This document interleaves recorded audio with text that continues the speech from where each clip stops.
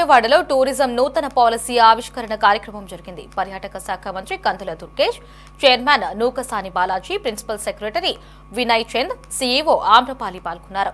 రాష్ట్రంలో పారిశ్రామిక అభివృద్ధికి నూతన పాలసీలు రూపొందించామని, పర్యాటక రంగానికి పారిశ్రామిక గుర్తింపు ఇచ్చామని మంత్రి కందుల దుర్గేష్ అన్నారు. పర్యాటక రంగం ఆధారంగా త్వరలో అనేక మందికి ఉద్యోగాలు వస్తాయని చెప్పారు.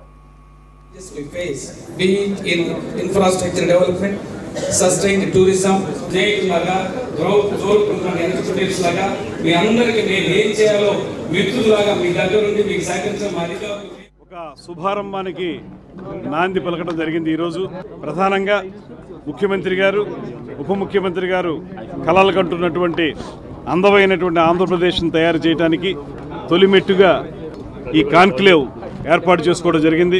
చాలా రోజులుగా అనుకుంటా ఉన్నాం, ఈ పార్టీ అధికారంలోకి వచ్చిన తర్వాత, ఈ కూటమి ప్రభుత్వం వచ్చిన తర్వాత పర్యాటక రంగం ఏదైతే గతంలో నష్టపోయిందో దాన్ని పునరుద్ధరించాలని, మళ్ళీ పట్టాలెక్కించాలనేటువంటి ఆలోచనతోటి ముఖ్యమంత్రి గారు ఇచ్చినటువంటి తోడ్పాటుతోటి ఇవాళ ఒక అద్భుతమైనటువంటి పర్యాటక పాలసీని తీసుకురావడం జరిగింది. Tourism policy 24-29. దాంతోపాటు చాలామంది చాలా కాలంగా కోరుతున్నటువంటి పర్యాటక రంగాన్ని కూడా ఇండస్ట్రీ హోదా ఇవ్వాలనేటువంటి మాట ఏదైతే ఉందో దాన్ని సాకారం చేసుకునే విధంగా ఇవాళ ప్రభుత్వం ముందుకొచ్చింది.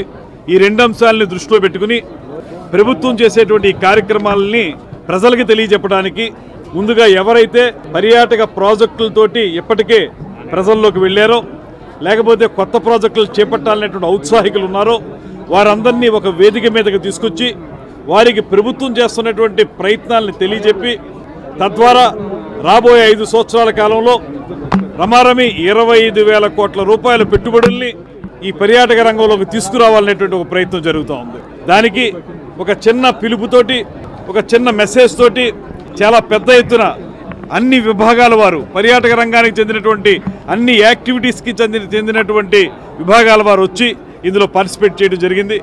వారందరికీ కూడా మేము పర్యాటక పాలసీ గురించి వివరించడం జరిగింది. దాంతోపాటు ఈ సర్క్యూట్, టూరిజం సర్క్యూట్స్ అనేటువంటి విషయం కానివ్వండి, హబ్స్ అనేటువంటి విషయం కానివ్వండి, థిమాటిక్ అప్రోచ్ అనేటువంటి విషయం కానివ్వండి, వీటన్నిటినీ కూడా వారందరికీ తెలియజెప్పడం జరిగింది. పరిశ్రమలకు ఇవాళ ఏ రకమైన ఇన్సెంటివ్స్ ఇస్తున్నామో ఆ ఇన్సెంటివ్స్ అన్నీ కూడా కరెంటు విషయంలో కానీ ఇతరతర అంశాల్లో కానీ అవన్నీ కూడా పర్యాటక ప్రాజెక్టులు కూడా ఇవ్వడానికి మేము సిద్ధంగా ఉన్నాం అనేటువంటి మాట చెప్పడం జరిగింది. దాంతో ఇవాళ చాలామంది ముందుకు వస్తూ ఉన్నారు.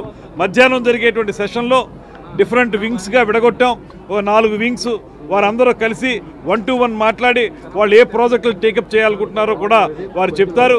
దాన్ని ప్రభుత్వ పరంగా మేము ఓ పక్కన ఈవెంట్ మేనేజర్స్ కానివ్వండి, కన్సల్టెంట్స్ కానివ్వండి, డైరెక్ట్గా పెట్టుబడులు పెట్టేవారు కానివ్వండి, వీరందరినీ కూడా సమీకృతం చేసి వారందరితోటి రాబోయే రోజుల్లో రాష్ట్రం నలుమూలల్లో కూడా ఏ ఒక్క ప్రాంతంలో మాత్రమే కాకుండా రాష్ట్రంలో అన్ని ప్రాంతాల్లో కూడా పర్యాటక రంగాన్ని వృద్ధి చేయడానికి కృషి చేసే దాంట్లో భాగంగా ఈ వేదిక మాకు ఉపయోగపడుతుందనేటువంటి మాటను తెలియజేస్తూ దానికి అవసరమైనటువంటి సర్క్యూట్స్ని తయారు చేసుకుంటామని మధ్యాహ్నం నుంచి జరిగేటువంటి